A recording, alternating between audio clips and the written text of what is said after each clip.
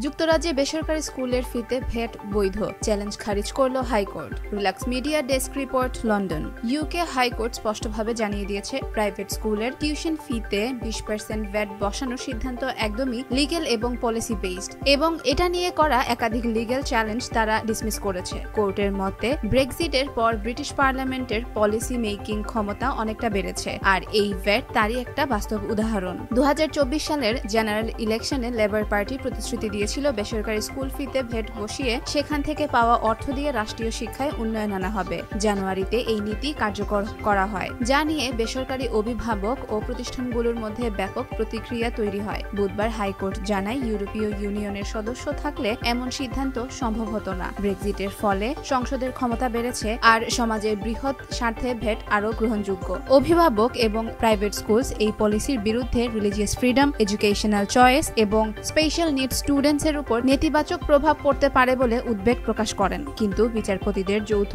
রায়ে বলা হয়, রাষ্ট্রের দায়িত্ব শুধু শিক্ষার সুযোগ নিশ্চিত করা, বেসরকারি শিক্ষা সহজলভ্য করাকে বাধ্যতামূলক করা নয়, ইভেন যদি ধর্মীয় কারণ থাকে। লেবার পার্টি বলছে, এই কর থেকে পাওয়া অর্থ দিয়ে অতিরিক্ত 6500 শিক্ষক নিয়োগ দেওয়া হবে রাজ্যের স্কুলগুলোতে। আদালতের রায়ে এটিকে ন্যায্য নীতিগত সিদ্ধান্ত হিসেবে মূল্যায়ন করা হয়। ব্রেক্সিট পরবর্তী যুক্তরাজ্যের সংসদের নীতি নির্ধারণী ক্ষমতা বাড়ার একটি প্রতীকী দৃষ্টান্ত হয়ে উঠেছে বেসরকারি স্কুল ফিতে ভ্যাট আরোপ। কোর্টের রায় স্পষ্ট করে দিয়েছে, ধর্ম, অধিকার বা শিক্ষার বৈচিত্র্য থাকলেও সরকারের নির্ধারিত করনীতি আইনগতভাবে বৈধ এবং সমাজের বৃহত্তর কল্যাণের লক্ষ্যে গ্রহণযোগ্য।